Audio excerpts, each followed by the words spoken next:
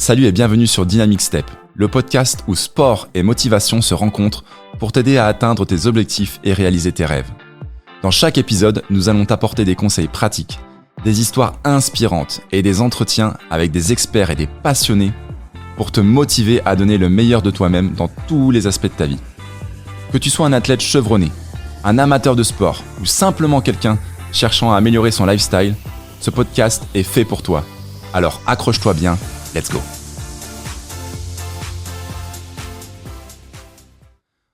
Aujourd'hui pour cet épisode, j'ai l'honneur d'accueillir Anatole Bourdier. Anatole, tu es un cycliste passionné qui a réussi à lier préparation par rapport à ton concours de mathématiques, ta préparation par rapport à des objectifs sportifs aussi, une nouvelle vie de couple. Ton parcours, moi, il m'inspire sur la façon dont tu arrives à gérer tout ça. Je pense que ça peut vraiment motiver des gens à se donner à fond, surtout sans limite. Donc, let's go. Comment vas-tu, Anatole ? Bah écoute, ça va super, et toi ? Bah écoute, on est en pleine forme aujourd'hui pour cet épisode. Est-ce que tu peux te présenter à nos auditeurs qui ne te connaissent pas ? Déjà, je m'appelle donc Anatole Bourdier, j'ai 23 ans, j'ai plein de casquettes, donc sportif amateur. Je suis prof de maths en même temps et aussi étudiant. Prof de maths tout juste Oui, diplômé tout juste, maintenant. Exactement, je viens d'obtenir mon concours du CAPES interne et en parallèle, je continue mon master pour essayer d'avoir la totale. C'est génial. Une vie à 300%. Exactement. Dans le sport, tu fais surtout du cyclisme, d'accord ? C'est vrai que j'avais pas mal de questions, etc. Comment et quand tu as commencé le cyclisme ? Alors, avant même de parler du cyclisme, j'aimerais revenir sur finalement un peu mon parcours sportif en général parce que en fait, j'ai la chance d'avoir deux frères avec qui je m'entends super bien et qui sont aussi très sportifs. Donc en fait, depuis que j'ai 3-4 ans avec mes frères, en fait, on fait du sport tout le temps. On a fait du tennis, on a fait de la gymnastique, on a fait de l'athlétisme, on faisait tous les étés, on faisait des Jeux Olympiques. On a vraiment touché à tous les sports possibles, du foot, du basket. Et en fait, le cyclisme faisait partie des sports qu'on pratiquait pendant l'été quand on regardait le Tour de France à la télé. Après, directement, on allait enfiler les vélos et puis on faisait le tour du pâté de maison, on faisait la course. Et en fait, ça m'a jamais quitté ça, mais j'étais plutôt focus sur d'autres sports. Et après, le vélo est arrivé vraiment dans ma vie en 2020, pendant le confinement, où je commençais déjà à sentir que à cette époque-là, je faisais du basket et je voulais pendant les étés me préparer physiquement et j'avais trouvé le vélo comme bon moyen de me préparer, de me mettre en forme et tout, de perdre un peu de poids. C'était l'objectif à l'époque. Et en fait, je suis tombé amoureux de ce sport et au moment où il y a eu le Covid, le confinement, après, voilà, la transition était facilement faite et puis j'ai fait que du vélo après. Donc, tu t'es servi en fait du vélo comme un sport de préparation pour ton autre sport qui était le basket à ce moment-là. Et t'es tombé amoureux de ce sport-là. Exactement, voilà. tout simplement. T'es passé du côté obscur de la force. C'est ça. Et qu'est-ce qui t'a attiré en fait dans ce sport ? Parce que c'est quand même un sport. Enfin, quand on vient d'un sport collectif et qu'on passe sur un sport vraiment individuel, c'est complètement deux mondes différents. Tu passes de l'indoor à l'outdoor. Ouais, c'est quoi qui t'a attiré dans ce sport en fait, à l'origine, je viens plutôt de sport individuel parce que en fait, entre mes 5 ans et mes 13 ans, je pratiquais du tennis en compétition. Et donc du coup, j'étais plutôt axé sur le sport individuel. Et en fait, mentalement, le sport individuel, j'avais trouvé ça super compliqué à gérer parce que faut gérer ses émotions. En plus, le tennis, on est en duel face à quelqu'un. Et à cette époque-là, quand on est encore jeune, on arrive dans l'adolescence. C'était vraiment super difficile pour moi à gérer. Et donc, quand c'est mon frère en 2014 qui avait acheté NBA 2K14, et en fait, à partir de là, on s'est mis à faire que du basket. Et je pense que ça a été une transition super agréable de passer d'un sport où j'avais des difficultés mentales à un sport collectif où là du coup on se reposait sur un collectif et où on se sentait beaucoup plus intégré, beaucoup plus en famille en fait, et ça m'a porté pendant 6 ans à peu près. Et puis en fait il y a eu aussi la lassitude du côté où dans un sport collectif ça dépend pas de toi. Et alors tu fais le maximum de ton côté, mais en fait des fois ça suffit pas parce que t'as pas forcément le monde autour qui suit ou qui est dans la même optique que toi. Et donc du coup quand je suis repassé sur le cyclisme, sur cette fameuse prépa physique, j'ai retrouvé des sensations de challenge par rapport à moi et je voyais les progrès en fait parce que j'ai pratiqué pendant un mois et demi le vélo à peu près 3-4 fois par semaine en faisant des sorties entre 1 heure et 3 heures. Voilà, je découvrais, j'étais encore avec mon sac à dos, j'avais ma bouteille cristalline dans le dos, enfin c'était un délire. Les gens ils me voyaient passer avec le vélo de mon grand-père de 1980, c'était super drôle. Et en fait j'ai retrouvé ce goût de l'effort avec soi et pour soi, et en voyant que en fait ça dépendait plus que de moi et que je pouvais avancer vraiment au rythme que je voulais en me fixant mes propres limites, quoi. C'est très beau ce que tu viens de dire, je trouve, avec moi et pour soi, tu vois. Dans le sport, on voit beaucoup de gens, tu sais, qui font les choses soit pour les autres, soit pour, entre guillemets, tu sais, se montrer, tiens, vas-y, je vais faire le dernier défi, je vais faire le truc, tiens. Mais en fait, non, en fait, le avec soi et pour soi, et non pas contre soi, du coup. Ouais, c'est ça. C'est une très belle philosophie. C'est le plus important. C'est le plus important, en fait. C'est ça, tu fais les choses pour toi, tu vois. On en a tous, j'ai souvent entendu, tu sais, dans la course à pied, dans le vélo, dans le cyclisme, ce truc je veux finir premier, tu sais, je veux battre mon chrono, je veux la médaille. Tu sais, on en avait longtemps discuté de ça, je veux la médaille, etc. Mais en vrai, cherche juste à t'améliorer toi déjà, tu vois.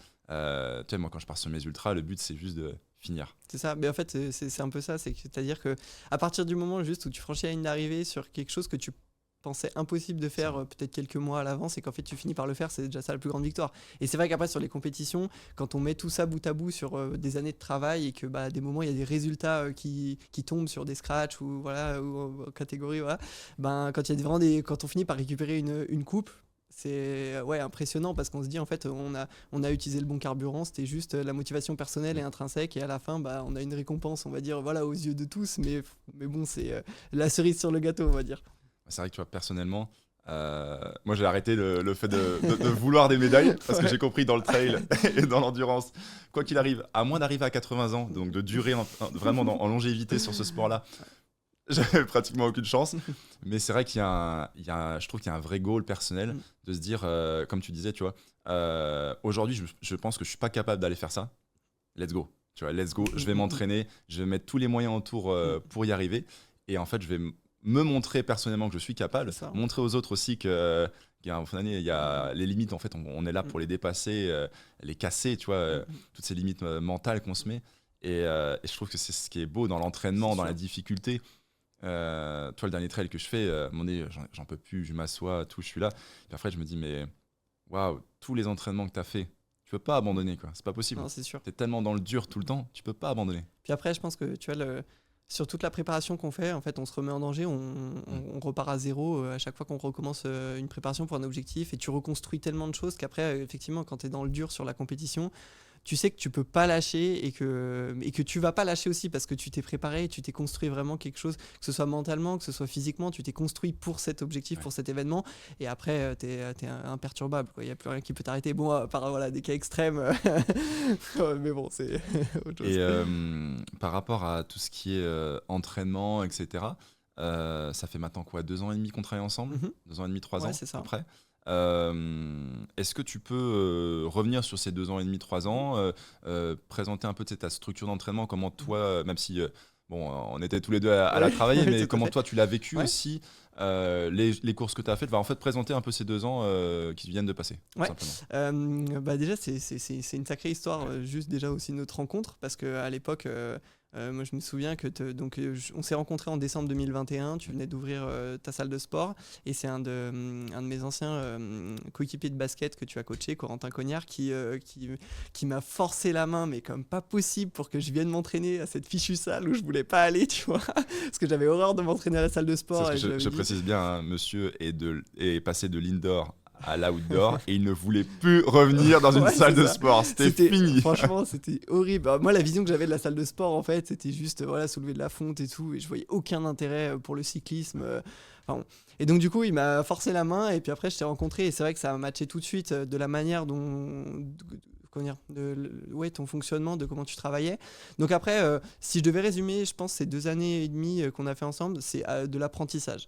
Quotidiennement, parce qu'on s'est trompé un paquet de fois et on a dû corriger le tir un paquet de fois, et je pense que tu as autant appris que moi j'ai appris sur la discipline et sur l'entraînement, parce que donc au début, je me souviens, la première fois qu'on s'est rencontrés, les premiers objectifs qui sont tombés, c'était le raid du budget, donc une course, ma course locale sur mes terres un peu d'enfance, qui faisait 130 km. Et en fait, quand je vois maintenant avec du recul la préparation qu'on avait faite, on a été catastrophique. On a sous-estimé. Complètement. Et tu vois, ça c'est très intéressant, parce que moi, en tant que préparateur physique et entraîneur, on a toujours moi, quand je discute avec d'autres coachs, il y a toujours ce côté de je veux faire la meilleure prépa peut-être je suis le meilleur, etc.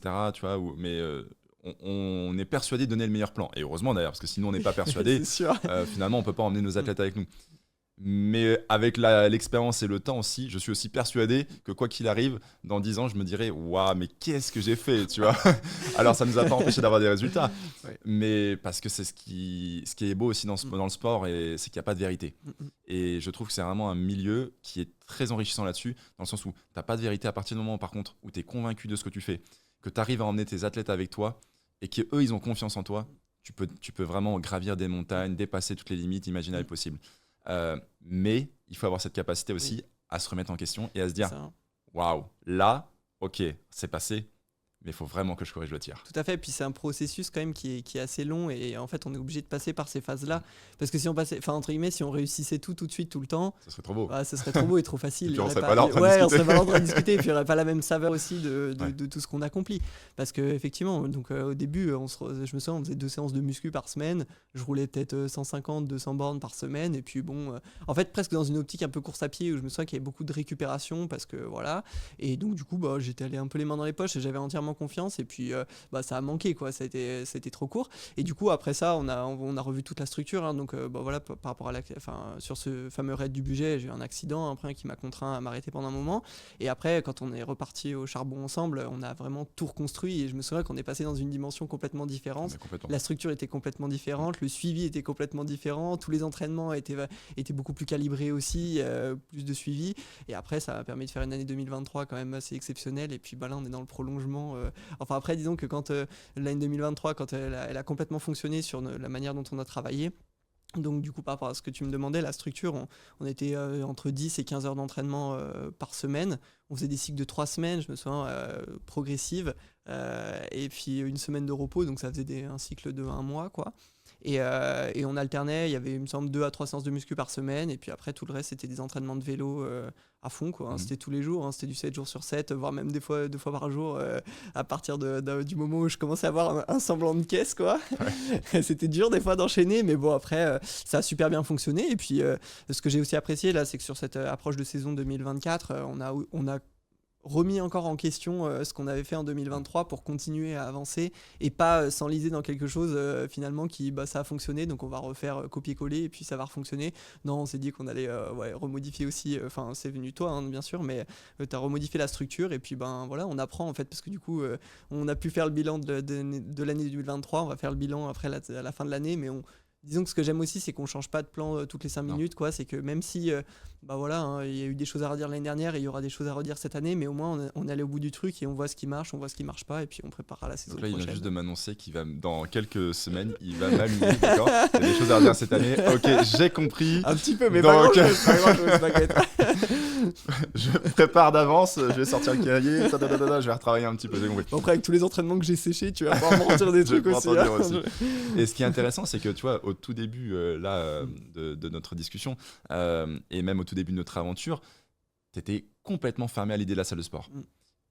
Et sur l'année 2022, 2023, et alors un peu moins sur cette année, mais parce qu'on avait d'autres objectifs et on a structuré différemment, mais 2022-2023, tu t'es quand même tenu à 2 voire 3 séances de musculation par semaine. Qu'est-ce qui t'a fait changer d'avis? Pourquoi en fait? Déjà, c'est un exploit. Je tiens à le souligner parce que vraiment, j'ai horreur de ça, franchement. Oui, parce que pour un cycliste, c'est rare. Tu vois, et puis après, moi, finalement, dans la philosophie dans laquelle j'approche ce sport, comme tu dis, outdoor, où j'ai envie d'être dehors, j'ai envie de profiter du paysage, c'est vrai que c'est dur, hein. C'est comme les séances de home trainer où on est coincé dans la chambre et on voit que le mur, c'est très très dur. Mais bon, après, en fait, c'est tout mis bout à bout. Une fois quand la motivation elle est vraiment importante et qu'on se force sur quelques semaines, et qu'après on arrive à tenir bon sur les 3 premières semaines qui sont vraiment horribles, au bout de 3 semaines en fait on voit l'impact que ça a, et après disons que c'est difficile de repartir en arrière, parce que il y a eu des hauts et des bas sur la musculation justement, et je sais que quand en ayant enchaîné des cycles de plusieurs mois, où pendant 3-4 mois j'étais hyper régulier de la période hivernale jusqu'à printemps, quand on arrive en mai-juin et qu'en fait on est super solide physiquement, en fait on sent sur le vélo que les abdos ils sont là, que du coup t'es gainé, t'es tout droit sur ton vélo, tu penches pas dans tous les sens, tu sens que ton corps en fait il est prêt, il est fort, il est prêt à encaisser, il récupère aussi beaucoup mieux. Et en fait quand tu fais le comparatif avec du coup les phases où t'es un peu plus tu te reposes sur tes acquis et t'entretiens plus tous tes muscles. Tu sens la différence en fait sur la tenue sur le vélo et du coup tu perds une énergie monstrueuse parce que ton corps est pas assez tanké et donc après en fait quand tu vois ça tu te dis bon il avait raison le coach. C'est pour ça qu'il faut s'entraîner et c'est vrai que je pense que c'est l'effet principal. J'ai horreur de la muscu et même encore maintenant, c'est-à-dire que j'y vivais pas reculons non plus parce que le contexte de Dynamic Step fait aussi que tu es avec des gens, tu partages, c'est très familial et ça permet de pas être tout seul et heureusement parce que tout seul faire de la muscu c'est juste infernal, enfin en tout cas voilà selon moi hein. Et donc du coup c'est ces deux carottes là, le fait d'être avec les copains, s'entraîner ensemble et le fait que je sais qu'à la fin il y aura vraiment des résultats et qu'il faut que je m'accroche et après ça marche quoi, mais bon c'est des fois pas facile. Je trouve que c'est aussi le rôle, tu vois, du préparateur physique ou du coach de t'amener sur des zones où t'es pas à l'aise. Si je te mettais que des entraînements où tu perfs, alors ton capital confiance il augmente, c'est sûr, entre guillemets, je suis en train de te gratifier, tu vois, te dire, je te mets des paillettes, tu vas ouais, t'es le meilleur Anatole, tu vas y arriver tout le temps, etc. Je pense qu'il en faut, tu vois, dans une prépa il en faut parce que t'as tellement des moments de down, si t'es pas en train de valoriser ton athlète, lui-même il perd confiance en lui et je trouve qu'on est trop en France en tout cas, on est trop dans on veut bosser, on diminue le capital confiance et en fait à la fin on arrive à des athlètes, moi je le vois dans le basket mais ça me rend fou, tu vois, on voit des athlètes qui en fait arrivent et qui ont plus confiance en eux, des gens qui ont plus confiance en eux et moi le nombre de personnes que je récupère, je fais allez viens gars, tu vois, je vais te montrer que tu es capable de faire ça et en fait de remonter là, c'est beau. Par contre on n'est pas là non plus pour être super gentil tout le temps. Le job c'est de vous faire progresser, de vous amener à performer, tu vois. Et donc c'est aussi de t'amener sur des zones un peu d'inconfort. Moi je me souviens, bien sûr les séances de musculation sur tout ce qui est muscles, fessiers, mollets par exemple, parce que au cyclisme il y a du boulot de ce côté-là. Mais aussi sur des séances de seuil où il y a des moments t'étais pas prêt à aller aussi dans le dur, notamment les séances, je sais pas si tu te souviens qu'on avait fait l'intervalle à monter sur le Montou et je te suis en voiture et l'arrivée là où était très compliquée, mais on finit par terre en pleurs presque à ces niveaux-là. Mais je pense que c'est aussi dans ce rôle-là que de te pousser, de t'amener à te dépasser, parce qu'à un moment donné nous-mêmes, enfin personnellement, tu vois, on a tous nos limites de motivation, tous nos limites de structure qui font qu'à un moment donné, on pense qu'on fait ça, on peut aller chercher 110%, mais jamais 150, 200. Et le coach, il est là pour te faire comprendre que non, les gars, on va y aller, quoi. En fait, ce que tu dis, c'est hyper intéressant parce que moi, je l'ai ressenti de plein de manières différentes. Déjà, dans ton rôle de coach, ça a été le dosage des entraînements. Par exemple, quand on a commencé au tout début, je pense que tu me chargeais pas assez, tu vois, mais sans reproche ou quoi, hein, mais voilà. Et en fait, après, à contrario, sur l'année 2023, et ça, on en avait longuement discuté, c'est que j'avais trouvé le dosage du volume par semaine parfait. C'est-à-dire que chaque semaine, en fait, je m'entraînais et c'était un challenge, mais que je pouvais atteindre. La semaine d'après, on augmentait un tout petit peu, mais on augmentait juste de ce qu'il fallait pour que ce soit accessible, ce soit un challenge, mais accessible. Et en fait, c'était hyper croissant et il n'y a pas eu de gros pics où c'était inatteignable et où j'ai complètement explosé. Parce qu'effectivement, là, comme tu dis, pour le moral, pour la motivation, quand tu vois que tu peux pas faire ta semaine d'entraînement, tu te dis, soit c'est moi qui ai un problème, soit il faut que je change de sport, ou voilà, quoi, tu t'es pas bien, quoi, forcément. Et après, du coup, dans cet équilibre-là, qui est super fin à trouver, je trouve, derrière, ça permet de nous mettre dans l'inconfort. Ça cultive du coup le mental parce que dans les sports d'endurance, on sait que ça se joue à 80% quand même dans la tête où faut aller chercher des ressources de dingue, faut savoir se faire mal, faut se faire mal et longtemps en plus quoi. Et du coup le fait que chaque semaine, chaque entraînement, c'était juste le bon dosage pour aller chercher les limites et se mettre dans une optique de là c'est dur mais on va aller le faire parce que je pense que c'est jouable. Et en fait après à force de cultiver ça, finalement, peu importe la montagne qui se dresse devant toi, tu dis ça va le faire. La tête, elle est prête à attaquer T'as un capital confiance qui a grandi. C'est ça. Et quand tu disais, je t'ai jamais mis dans le dur, etc. Cette année-là, 2024, par contre, on est beaucoup rentré dans ça, tu vois, dans ce côté où je t'ai clairement rentré dedans. Ouais. Clairement rentré dedans. Après, tu avais d'autres choses aussi, dont on parlera tout à l'heure, qui ont généré cette surcharge entre guillemets de travail. Là notamment je pense tu vois il y a 2 semaines, enfin non un peu plus, il y a un mois de ça, où clairement tu étais dans le down complet. Je vais te laisser en parler, tu vois, mais tu étais dans le down complet et il t'a fallu juste ça pour exploser et sortir de la lumière? Bah, disons que du coup, alors par rapport à cette année 2024, on a attaqué la saison différemment parce qu'on n'est plus sur des cycles de 3 semaines, une semaine, mais on est sur des cycles de 2 semaines, une semaine. Et ce que tu m'avais dit, tu m'avais annoncé la couleur, hein, tu m'avais dit pendant 2 semaines, je vais te taper dessus, et une semaine, tu récupes, et après, on repart. Voilà. Et effectivement, j'ai beaucoup plus souffert cette année parce que là où l'année dernière, c'était sur 3 semaines long et progressif, là, sur 2 semaines, il n'y avait pas le temps, donc c'était ultra agressif pendant 14 jours. Je souffrais et c'était 14 jours.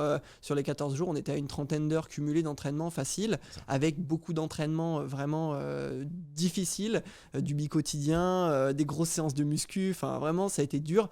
Et du coup, comme tu dis, après, avec tous les aléas de la vie quotidienne, parce que du coup, je suis pas athlète à temps plein, hein, j'ai plein de contraintes aussi autour du sport. On fait que j'ai eu un down autour du mois de mai, là, vraiment terrible.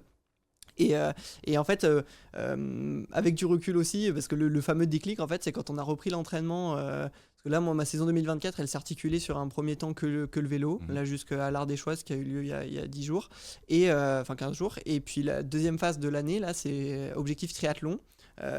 Pour le 17 août. Et en fait, là, entre le mois de mai et à l'heure où on parle, là, on a attaqué la prépa triathlon et c'est le déclic dont j'avais besoin parce que du coup, sur tout le mois de mai, on était un peu relâche, enfin avril-mai, un peu relâche parce que moi, je passais mes concours pour devenir prof, il y avait l'université et puis le métier de prof, hein, tout simplement. Et donc, du coup, c'est vrai que ça a été compliqué pour moi en fait, d'accepter de m'entraîner parce que mentalement il y avait beaucoup de charge mentale, donc du coup rajouter une charge mentale supplémentaire c'était de trop, et donc il y avait d'autres priorités plutôt que le sport sur le moment, et en fait après quand les autres charges mentales ont diminué, que j'étais prêt à reprendre le sport, en fait dans la tête j'étais encore un peu fébrile d'une certaine manière, et c'est là où tu m'as dit bon maintenant on reprend, t'as repris les choses en main. Tu m'as dit là c'est bon, t'es prêt à rattaquer, on arrête les bêtises quoi. Et tu m'as programmé tout mon mois de juin, tout mon mois de juillet. Et puis après en fait au bout d'une semaine repartir dans le rythme, parce que c'est ça aussi je pense qui est super important dans les prépas qu'on veut mener au long cours comme ça, c'est que s'il n'y a pas de rythme et s'il n'y a pas de discipline, c'est super dur. Et c'est là que je suis ravi de t'avoir parce que ça soulage quand en fait tu te réveilles le matin, tu ouvres ton appli de suivi et tu vois les entraînements qui sont programmés. En fait, toi, tu te poses pas de questions, est-ce que je dois m'entraîner, comment je dois m'entraîner, etc. C'est tout prévu. Donc moi, en fait, j'ai juste à respecter ce que tu me dis, je fais, je me tais. Et puis, je sais que, avec la confiance aussi qu'on a établie, je sais que c'est pas infaisable, que ça va me mettre dans le dur, mais que voilà, c'est toi qui gères. Et je sais que si là, je souffre trop cette semaine, j'aurai un peu de repos, une décharge. Enfin, je sais que c'est intelligemment construit. Et du coup, derrière, voilà, quand on enchaîne. Et c'est vrai que retrouver le rythme, ça redonne la patate. Je me sens beaucoup plus en forme là. Là, on sort d'un gros mois d'entraînement ultra intensif. Et je me sens, je pète la forme, je suis plein d'énergie. Alors qu'il y a un mois où je faisais pas de sport, je faisais un peu rien, enfin voilà, on va dire au feeling, etc. J'ai été au bout du rouleau quoi. Et justement, c'est ça qui va m'intéresser, c'est quand tu étais au bout du rouleau à ce moment-là. Tu fais une course de 80 km que tu as du mal à finir, tu es dans le dur complet, tu m'appelles, tu es presque en pleurs à ce moment-là, enfin, c'était très très dur. Et 2 semaines après, tu as l'Ardéchoise. Et il a fallu se remobiliser. Quelles ressources tu es allé chercher à ce moment-là? Parce que, juste pour que les gens comprennent, l'Ardéchoise, 240 km, c'est une des courses les plus mythiques après le Tour de France, d'accord, en France tout simplement. Ouais, c'est ça. Et tu fais en fait un putain de résultat. C'est pas du tout prévu, qu'on soit très honnête. Ouais, clairement. Et en plus de ça, donc 2 semaines avant, juste après les 80, t'avais une vraie réflexion de me dire Mathieu, je vais peut-être arrêter le vélo, j'en ai marre. Quoi qu'il arrive, je ferai jamais de médaille, jamais de podium, ça me saoule, etc. Bon, 2 semaines après, finalement, comme quoi l'histoire est belle. Comment tu t'es remobilisé? C'est ça qui m'intéresse, tu vois. Alors, si tu veux, du coup, donc sur ce mois de mai où je naviguais à vue, parce que t'avais conscience aussi que j'avais besoin de repos de par les événements perso qui étaient face à moi. Du coup, en fait, tu m'as complètement laissé faire. Et en fait, sur un coup de tête, je me suis inscrit à une course le 2 juin, pareil, sur des routes un peu d'enfance. Et donc du coup c'était remise en forme, je voulais me tester un petit peu, je vois une course de 85 km, je me dis ce format pas mal, 2 heures et demie de course, sur un parcours qui me convenait bien, tu vois. D'autant plus que c'était à peu près comme l'objectif que j'avais eu en mars, la Corima, à l'issue de ma grosse prépa vélo, et où j'avais vraiment bien perfé, tout ça. Donc je me suis dit, une course comme ça, en fait, entre guillemets, au talent, ça passe, quoi. C'est-à-dire qu'avec les bases qui sont construites, même en arrivant sans trop d'entraînement, je peux faire quelque chose. Et je m'étais un peu mis ça en tête. Et en fait, bon voilà, je me suis fait rappeler à l'ordre et qu'on m'a remis à ma place. On est sur des sports quand même qui sont très exigeants, Ouais. tu vois, c'est comme tu disais, la discipline, Ouais. t'entraîner. Moi, je l'ai bien vu quand je suis revenu du désert, après avoir fait les 220 km dans le désert. Et ben, pareil, je me suis laissé un mois d'avril complètement free, etc. Début mai, pareil, un peu à l'arrache. J'ai repris un dossard, 54 km sur 220, c'est Ouais, rien. c'est rien.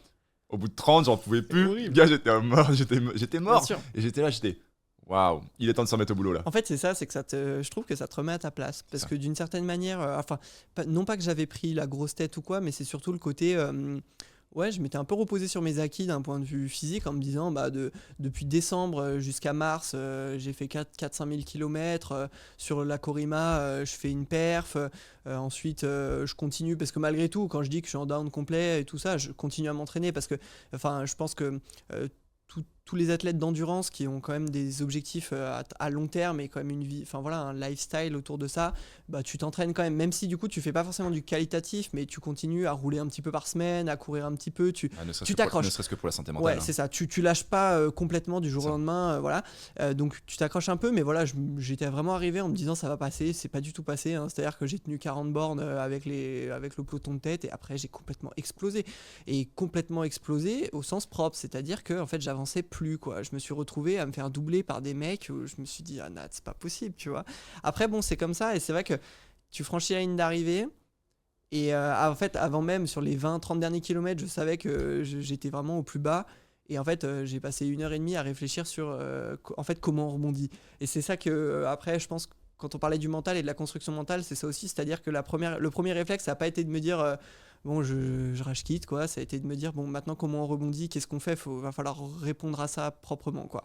Et donc, après, effectivement, je t'appelle et je t'ai dit, là, il faut qu'on se remette au travail, il faut que je veux retrouver une structure. C'était le petit coup de pied aux fesses dont j'avais besoin pour aussi me remobiliser complètement et retrouver cette hargne, ce goût du travail et de la souffrance, parce que je l'avais un peu perdu pendant cette période-là. Et donc du coup, ça a fait que du bien, hein, parce qu'après, effectivement, donc on a attaqué la prépa triathlon tout de suite, où on était reparti sur une quinzaine d'heures d'entraînement par semaine, où là, le corps a bien été choqué parce que y avait la natation qui est arrivée dans l'eau alors que j'avais jamais nagé de ma vie, la course à pied que j'avais pas pratiquée depuis des années de mes années basket, et où du coup 5 km ça te paraît long, difficile, long, hein. Le corps il souffre, c'est les genoux ils ont mal, le dos a mal partout, et en plus de ça enchaîner, continuer à faire beaucoup de vélo, donc mais d'un côté j'en avais besoin, c'était après la claque que j'avais prise sur le 85 km, il y a ce côté où là moi dans ma tête c'était là tu l'as bien cherché, maintenant il faut te remettre au travail, il faut te refaire mal comme il faut pour revenir là où tu devrais être, en fait. Et après on a attaqué, et puis comme j'ai tout à l'heure, hein, tu m'as planifié ça aux petits oignons, juste ce qu'il fallait pour pas que je finisse à moitié mort le dimanche soir, mais juste en dessous, tu vois. Et après la base de tout ça, c'est qu'il y a du plaisir aussi, parce que c'est des entraînements qui sont variés, c'est des entraînements où je m'y retrouve, où je sens l'évolution au quotidien. Et après on est arrivé sur l'Ardéchoise, La fameuse Ardéchoise. Ouais. La fameuse Ardéchoise. Donc du coup, l'Ardéchoise, effectivement, c'est le deuxième plus gros événement amateur en France, parce que du coup, là, cette année, il y avait 13 200 participants, je crois. C'est énorme. C'est étalé sur plusieurs jours. Et donc le samedi, c'est les formules cyclosportives en compétition. Et donc le parcours mythique qui s'appelle l'Ardéchoise, parce que donc en fait, on part le samedi matin, et en fait, c'est au fur et à mesure du parcours qu'on décide en fait quelle distance on fait. Parce qu'il y a un parcours de 120 km, enfin 130, je crois, un de 130. Il y en a même un de 80, un de 130, un de 180, un de 220 qui s'appelle l'Ardéchoise, c'est ce fameux mythe. Et le parcours au-dessus, donc le plus long de la journée, des plus difficiles en termes de dénivelé, c'est le parcours des Sucs, qui fait donc 240 km avec quasiment 4500 mètres de dénivelé positif. Et donc l'année dernière, l'objectif c'était de faire l'Ardéchoise, les 220 km, chose que j'avais faite en étant plutôt bien placé aussi, avec toute la saison qu'on avait faite, ça a été une belle expérience. Et du coup je m'étais dit, quoi bon refaire la course des 220, on va aller chercher les 240, quoi, parce que bon, à 20 bornes près, franchement, sur le vélo, tu te dis, t'es plus à une demi-heure, une heure près. Bon, vous me fatiguez, Après, on m'a toujours dit, Mathieu, tu as les athlètes que tu mérites. Et c'est vrai que quand je regarde que la façon dont je fonctionne aussi, je me dis, bon, ok, ouais, mais c'est vous ça. fatiguez à force, c'est pas Alors possible. voilà, autant aller chercher quelque chose de Autant aller nouveau. chercher. Ouais. Et puis du coup, ben, j'ai eu la chance d'être accompagné avec un de tes athlètes, qui est aussi du coup maintenant de mes amis, notre ami commun Edgar Cogno. Et donc du coup, bah, on est parti ensemble en se disant, on va tenter les 240 et puis on verra ce qui se passe, quoi. Donc on part et tout. La course se déroule bien. Alors du coup, je suis arrivé très fatigué parce que je sortais de 2 semaines ultra intenses de triathlon. Et mais bon, ça faisait une bonne. Enfin voilà, j'y allais vraiment quand même dans une optique de course d'entraînement où je savais qu'il fallait que je retrouve un peu des sensations. Une bonne sortie d'endurance, tout ça.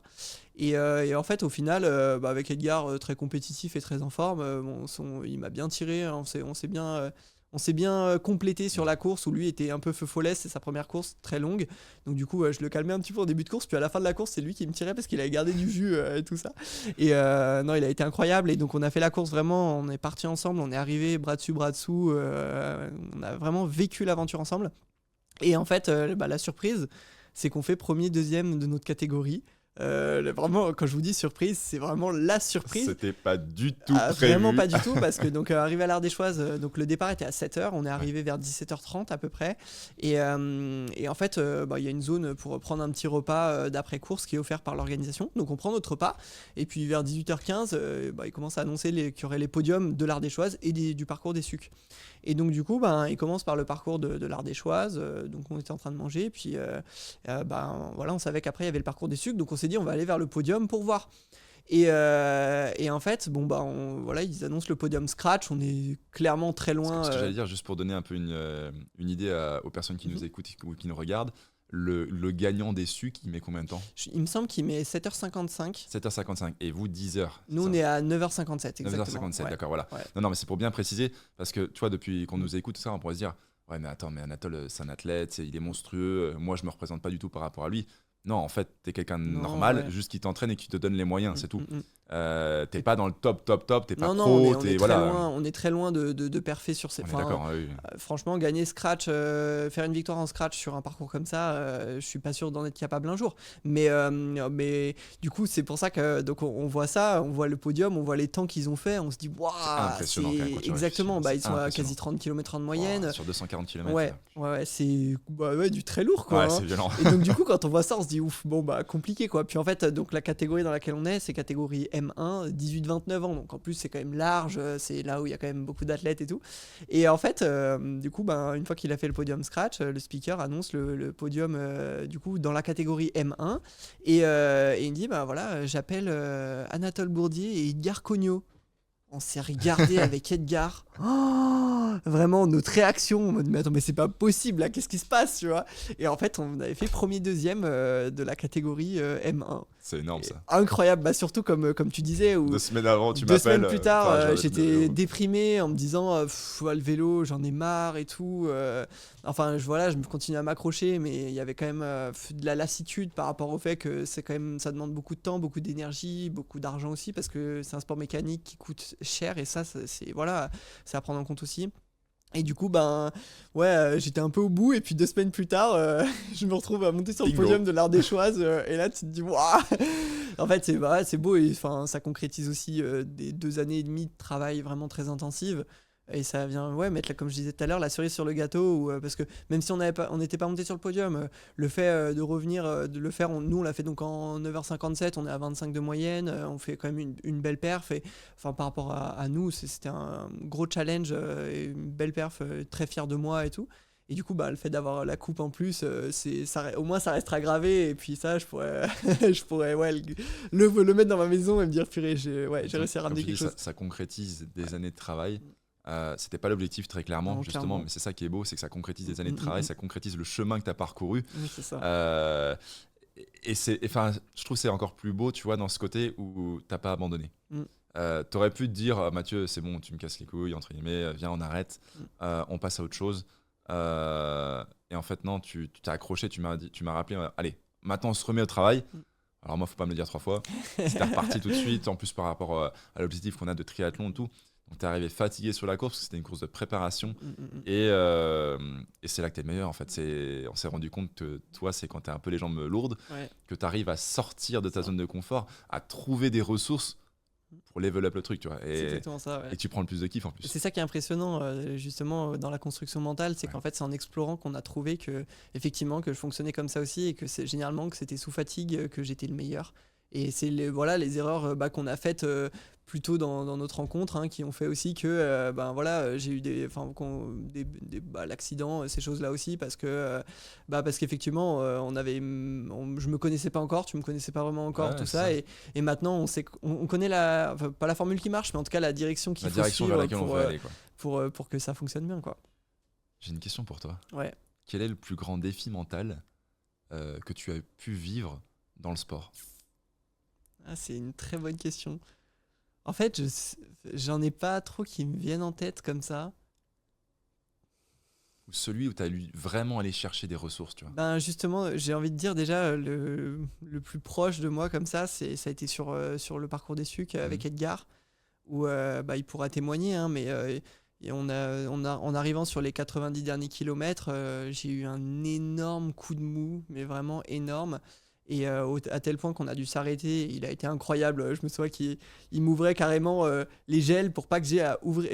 Enfin, même encore mieux, il ouvrait les gels, il me prenait des gels et il les ouvrait. En fait, pour pas que j'ai besoin d'aller chercher dans la poche arrière de mon maillot, parce que ça demande, entre guillemets, quand t'es vraiment KO sur le vélo, t'es couché, et c'est vrai que le moins de mouvement te tue. Et donc, du coup, pour éviter d'aller chercher, farfouiller dans mon truc, ouvrir, manger, il m'ouvrait tout. Bref, il était incroyable.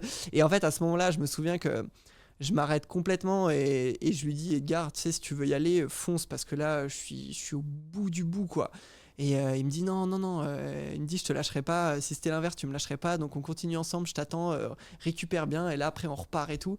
Et en fait j'étais en termes de on était dans un col d'une quinzaine de kilomètres à 3%, donc c'est un faux plat, c'est-à-dire que c'est pas, t'es censé aller à une petite vingtaine de kilomètres/heure dessus, et j'étais scotché à 12-13 km/h, c'est-à-dire que tout le monde me doublait en fait, tu vois. Et c'est d'autant plus dur qu'avec le nombre de participants, alors ils font pas forcément tous le parcours des Sucs, même bien au contraire, hein, la plupart faisaient d'autres parcours beaucoup plus courts, mais quand tu te fais doubler par une centaine de personnes, ça accentue aussi le coup de mou. Et en fait, donc voilà, on s'accroche, je fais ma pause de 3-4 minutes, tout ça, on repart sur le vélo, je tiens bon jusqu'au sommet. Ensuite, on bascule, donc j'avais eu le temps au sommet de bien me ravitailler, bien reprendre des forces. On s'était dit après, il restait 70 bornes, on s'est dit on s'arrête plus. Il restait 2 ascensions qui me faisaient vraiment peur, du coup, parce que je m'étais dit, puis elles étaient plus dures, beaucoup plus dures que celles dans laquelle j'avais eu un coup de mou. Ah, puis t'as plus d'énergie, quoi. Bah ouais, du coup, tu KO. te dis, comment je vais faire, tu vois. Et tu sais, souvent, là, la pensée te traverse, te dit, mais en fait, j'ai envie de poser pied à terre, j'en en peux plus. Et en même temps, tu te dis, là, je suis à 50 bandes de l'arrivée, il n'y a aucun moyen de raccourcir le parcours, tu peux pas non plus abandonner et dire, allez, venez me récupérer. Tu te dis, mais je suis dans la merde, quoi. Enfin, vraiment, mentalement, c'est. Donc, heureusement qu'Edgar aussi était là, parce que du coup, ben voilà, il m'encourageait. Et moi, je lui parlais pendant les 3 dernières heures, je crois qu'il faisait que m'encourager, je lui répondais même plus tellement j'étais fatigué. Et donc, arrivé sur les 2 dernières ascensions, et ben en fait, elles se sont en vrai drôlement bien passées. Parce que pareil, du coup, je pense que j'ai eu le temps dans la longue descente qu'il y a eu avant les 2 dernières ascensions, je me pose et je me dis, Anat, là, faut y aller, il te reste rien. Je savais qu'il me restait l'équivalent d'1 heure d'effort à fournir. Après, tout le reste, c'était de la descente. Et donc, c'est ce moment-là où tu te dis, bon, bah, allez, 1 heure d'effort, tu sais ce que c'est, tu sais dans quelle bulle mentale tu dois te placer. Et du coup, le col attaque. Et en fait, je me mets dans ma bulle, tu regardes plus autour de toi, tu te concentres seulement sur tes sensations, sur la brûlure des cuisses, parce qu'entre guillemets, à force aussi, tu connais, tu vois, et tu sais qu'il faut un certain seuil de brûlure, parce que si tu si tu te fais trop mal à la cuisse, après t'exploses.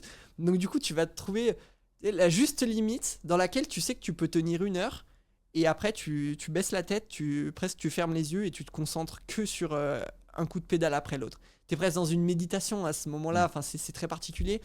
Et en fait, je sais pas d'où j'ai sorti ces ressources-là. Enfin, tu vois, en fait, c'est surtout venu de la tête, hein, où en fait, je voyais que finalement, j'avançais pas si mal. Et en fait, je me remettais à doubler pas mal de personnes avec Edgar. Et c'est là où tu te dis, bon, bah là, en fait, ça va. Parce que c'est toujours pareil aussi dans ces sports-là, c'est que des fois, tu as la sensation d'être scotché, de pas avancer, d'être au bout, alors qu'en fait, tu avances. Et des fois, à contrario, tu crois que tu es à fond, mais en fait, tu es ridicule. Et donc, c'est toujours arriver à trouver ce juste milieu. Et du coup, bah, voilà, tu te mets dans ta bulle et tu vas chercher les 1 heure d'effort qui reste. Et après, tu arrives en haut, tu te dis, putain, mais comment j'ai fait? Enfin, après coup, quand je revois tout ça, je me dis, voilà, au bout de. Parce qu'on était à 140, 150 km, j'étais complètement épuisé et j'ai réussi à aller chercher encore 80 bornes, 90 bornes, dont ces où, avec des datas qui étaient correctes. Enfin, c'est-à-dire que j'ai quand même bien avancé. Voilà, et on a même rattrapé des concurrents déçus, qu'on les a déposés, on s'est battu jusqu'au bout et tout. Et ouais, enfin, disons que dans les ressources mentales, il y a eu ça. Parce qu'après, sinon, je pense que par rapport à ta question, c'est plus l'entraînement, moi, qui me challengeait. Ouais. Parce que si tu veux, les compétitions, en fait, t'arrives en ayant déjà entraîné ton mental à affronter tout. Et là, encore la preuve sur l'art des choix, où en fait, dans la tête, je savais que j'allais souffrir, je savais que j'allais être dans des états comme ça, et je savais qu'il faudrait mettre un réflexe en tête on se met dans la bulle, on se concentre que sur ces coups de pédale, et c'est tout.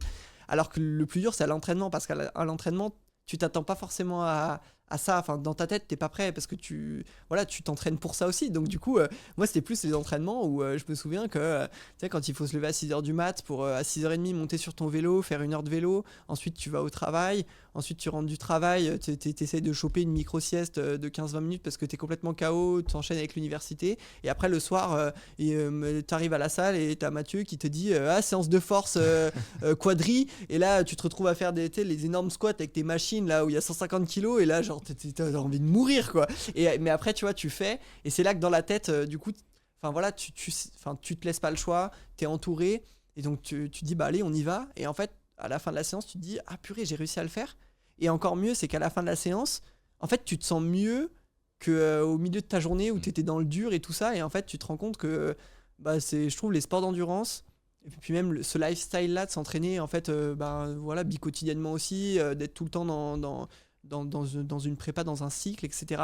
En fait, tu sais qu'il y a des orages, il y a des périodes de beau temps, et qu'en fait, tu sais que quand tu es dans le dur, ça va finir par passer, et que des fois, en fait, c'est le fait de t'entraîner qui va faire que tu vas être mieux.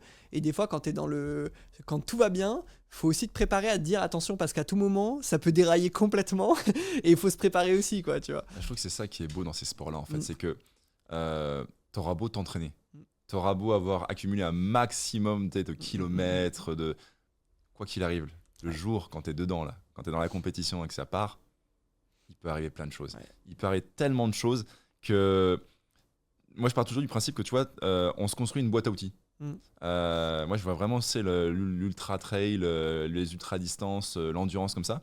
Tu te construis une boîte à outils petit à petit avec les entraînements, la confiance que tu peux avoir, même comment dire, les galères que tu as eues, tu vois. Tu as ta boîte à outils, et quand tu vas être dans le vif du sujet, c'est ok, là ça commence à tirer. Ok, qu'est-ce que je peux faire pour que ça tire moins? Ah, j'ai des aigreurs d'estomac. Ok, qu'est-ce que je peux faire pour que ça passe? Je commence à vraiment être fatigué. Qu'est-ce que je peux faire? Paf. Je me sens super bien. Ou attention, non, c'est peut-être pas le moment d'envoyer parce que. Ou alors si, j'y vais. Tu vois, let's go, c'est bon, j'en profite. Je me sens bien. Et c'est ça qui est fun, je trouve, c'est que on est constamment en train de conscientiser notre corps, en train de conscientiser notre course, et on est dans cet état méditatif, comme tu disais, parce qu'on est concentré sur nous à l'instant présent. C'est ça. Alors oui, ça nous arrive aussi de penser à plein de choses, de regarder, de profiter du paysage, oui. Mais très souvent, quand je dois m'attaquer des cols comme ça, parce qu'on rigole parce qu'on a vécu ensemble un kilomètre vertical récemment, et je t'ai fait expérimenter le format, et tu te dis ah ouais, ok, le trail en fait c'est dur. Ah mais oui, d'accord. Et quand t'es dans le tunnel, t'es concentré sur toi, sur tes sensations, etc.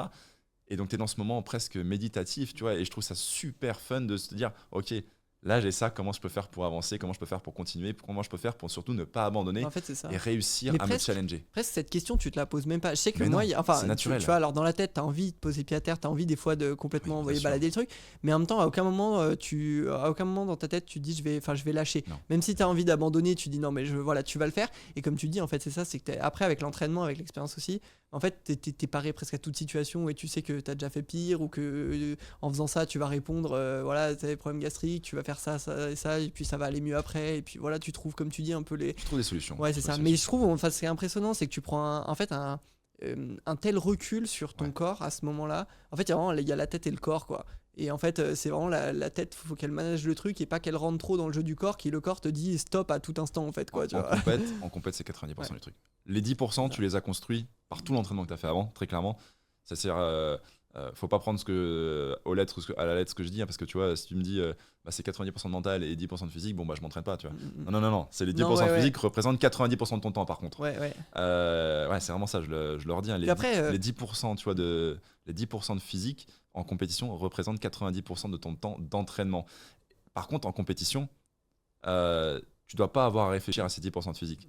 C'est 90% de structure mentale, de confiance en soi et de mindset pour se dire, en fait, je vais y arriver. Tu vois la ligne d'arrivée là, je vais la bouffer. Et tu vois, c'est ça le mental, parce que tu sais, quand on dit 10% physique, 90% mental, c'est pas le côté mental en disant là je me fais super mal, je vais aller me faire encore plus mal pendant 20 secondes. Non, au contraire, en fait, c'est justement avoir moi, le mental, je l'entends comme justement, en fait, presque le stratège, ou te dire là, à ce moment-là, t'es au milieu de course, il y a un gros col, une grosse côte, ce que tu veux, et en fait c'est là où tu te dis, avec le mental, tu sais tout ce qui te reste, et tu sais que voilà, faut gérer ça et pas faire n'importe quoi. Et c'est justement, pour moi c'est ça le mental, c'est arriver à, pendant tu vois, l'art des choses, pendant les sucres là, pendant les 10 heures de course, à gérer avec ta tête complètement ton corps, gérer ton effort, gérer tes sensations, pour vraiment gérer ton alimentation aussi, pour pas faire n'importe quoi, parce que sinon après t'exploses complet, quoi. Tu te sens pas un peu schizophrène des fois dans ces moments-là?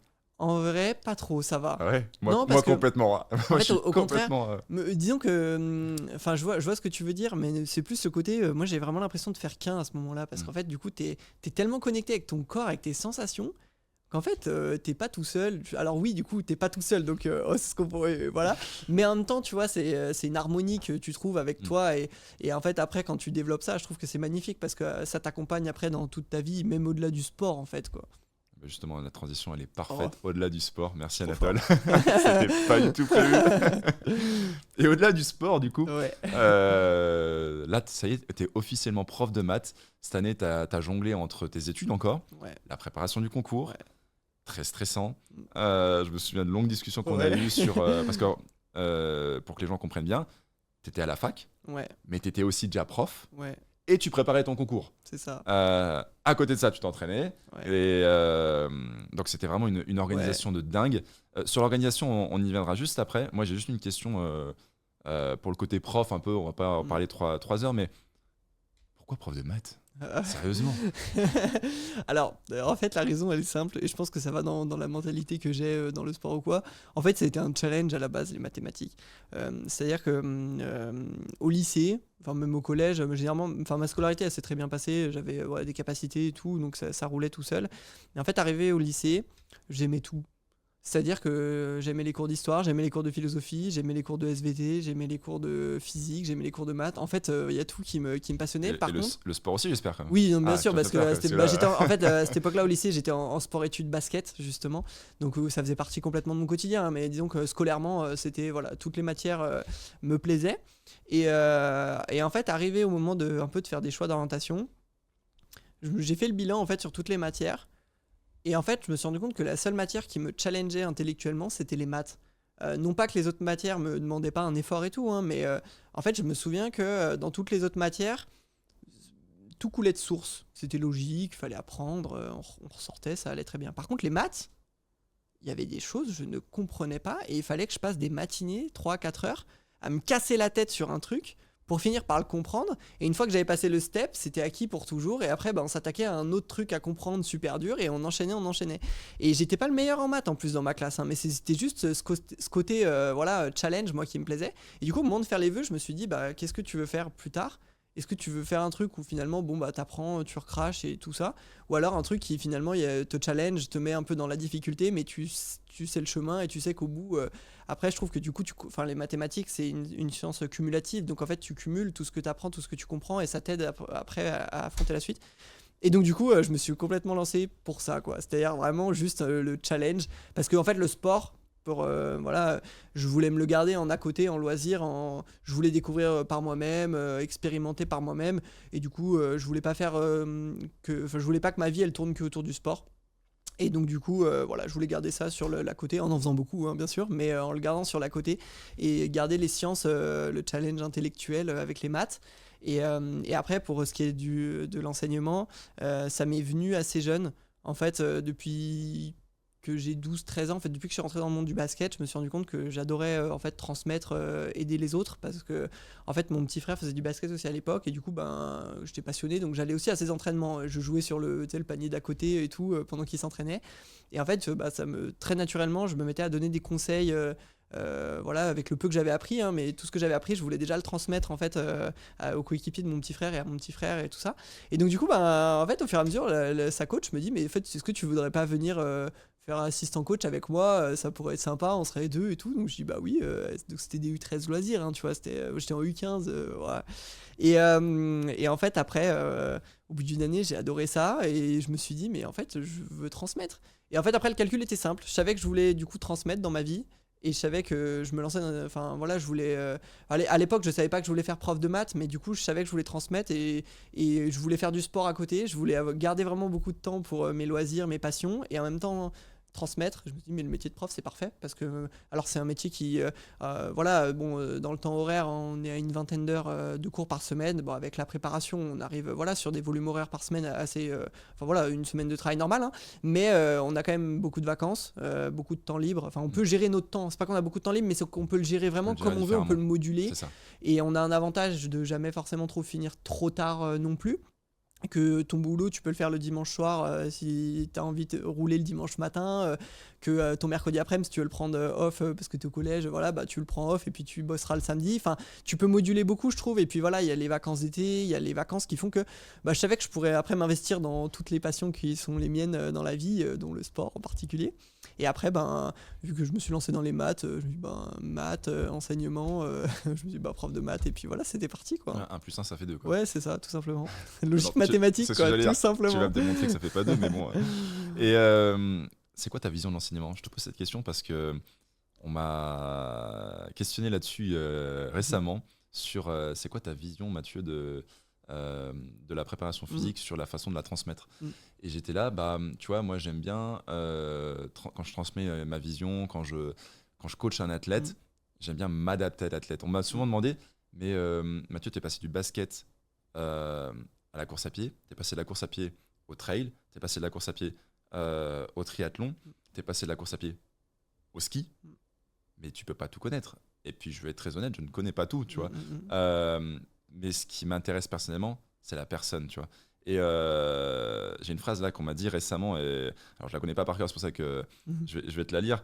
C'est de Montessori, et je trouve qu'elle est vraiment belle là-dessus. C'est l'enfant n'est pas un vase que l'on remplit, mais une source que l'on doit laisser jaillir. Et je trouve que tu vois, dans ma vision personnelle de l'enseignement et de l'entraînement, c'est ça. C'est en fait t'accompagnes quoi, c'est pas toi qui construis l'édifice quoi. T'accompagnes, t'es vraiment là, tu vois, je te prends la main, allez viens mon petit, tu veux aller là-bas, pas de souci, je t'aide, mais c'est toi qui fais les choses. Disons que alors je suis d'accord, enfin j'aime complètement cette philosophie. Après nous dans l'enseignement c'est plus compliqué, parce que tu peux pas forcément t'adapter à tous les élèves que tu as en face de toi, parce que ils sont nombreux, trop nombreux. T'es dans le public, hein. Oui, tout à fait. Et donc d'ailleurs voilà, pour l'anecdote, par rapport au fait que j'enseigne déjà, en fait, voilà, je faisais mes études en alternance, et donc du coup, en fait, j'étais prof en alternance. Voilà, j'avais qu'une seule classe cette année, mais bon, c'était quand même première prise de poste en plus de mes études. Et donc du coup, effectivement, en fait, il y a différentes manières d'enseigner, il y a différentes postures que va avoir l'enseignant. À des moments, on va être dans l'accompagnement comme ça, où on va laisser en fait les élèves, voilà, être par eux-mêmes. Puis après, il y aura des phases où on va être beaucoup plus le prof strict qui dicte son cours et tu le recopies et tu te tais quoi. Voilà, donc après c'est trouver en fait son équilibre, parce qu'il faut le mélange un peu de tout ça pour faire un bon prof, parce qu'il faut de la discipline, c'est super important, mais il faut être dans la bienveillance et il faut être juste en fait avec les élèves, parce qu'en fait ils sont comment dire, très encore très naïfs, et en fait ils sont toujours très honnêtes. C'est ça qui est agréable aussi, c'est que du coup voilà, l'idée c'est vraiment d'être franc tout le temps avec eux, et de leur dire les choses et de les accompagner au mieux, et que quand c'est pas possible de les laisser faire ce qu'ils veulent, c'est pas possible, quoi. C'est comme ça. Après il y aura d'autres temps où ce sera possible, mais c'est arriver à trouver le bon équilibre pour en fait les accompagner, tirer le meilleur, en fait, faut les mettre dans des positions de réussite. Des fois, il faut les mettre aussi comme coach, il faut les mettre dans les positions un peu de challenge. C'est trouver cet équilibre-là pour qu'en fait l'élève il se sente comme moi je me sens avec toi, c'est-à-dire dans la zone où je peux réussir, et en même temps, voilà, c'est pas facile, quoi. C'est ce que, on appelle ça la zone proximale de développement, où en fait, il faut mettre le degré de difficulté juste ce qu'il faut pour que l'élève se sente en capacité de le faire, et du coup, puisse prendre l'initiative et soit pas bloqué et s'arrête complètement. Après, nous, la difficulté qu'on a avec la discipline mathématique, c'est qu'elle fait peur à tout le monde. Et en fait, on a beaucoup d'élèves très tôt qui arrivent en disant mais monsieur, je suis nul en maths, alors qu'on n'a même pas commencé encore l'année, quoi. Et après, c'est aussi cette relation de confiance qu'il faut arriver à établir, qui retrouve confiance avec leur capacité, avec la discipline en elle-même, et voilà, pour les qui se sentent valorisés et qui se rendent compte qu'en fait ils ont des capacités. Parce que c'est très surprenant, surtout en maths, les gamins ont des facilités. Dès que tu les mets, dès que tu décontextualises des exercices, tu leur parles d'argent.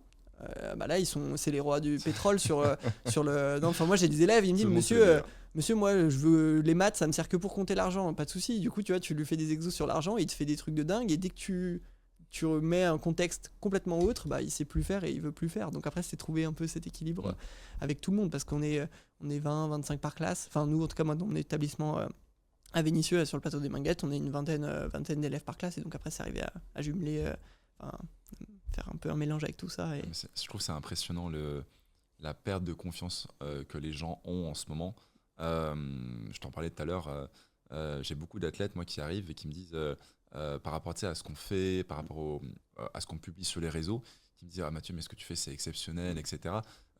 Moi jamais je pourrais faire ça. Alors déjà, si tu peux faire ça, ça va demander de l'investissement, beaucoup d'entraînement, beaucoup d'heures derrière, et de structure, et aussi de discipline. On en parle juste après de la discipline. On n'est pas des surhommes, tu vois, c'est vraiment ça qu'il faut mettre. Et puis je trouve que tu as ce côté où, en fait, let's go, quoi. Tu connais la définition, en fait, la structure du mot motivation? Non. La motivation, en fait, parce que c'est un gros mot, tu vas dire, je manque de motivation, je manque de confiance en moi, je sais pas, tu vois, on en entend beaucoup parler aujourd'hui dans le développement personnel, etc. Le mot motivation, il est découpé en deux, en fait. Il est en motive. Motive, c'est tout ce qui va être un peu cérébral, tu vois. Qu'est-ce qui te... tes rêves, c'est quoi tes rêves, tu vois? T'as envie de... Tu m'as dit triathlon, tout, voilà, j'ai mon rêve de faire l'Ironman. D'avoir la petite médaille, c'est stylé, tu vois, on en avait discuté. Tu vois, tu visualises quelque chose. Ça, c'est ta motive, tu vois, c'est ce qui va te... C'est la petite étincelle. C'est dans les yeux, il y a une petite étincelle. Mais si tu fais que y penser, finalement, ça reste dans ta tête, ça reste tes rêves.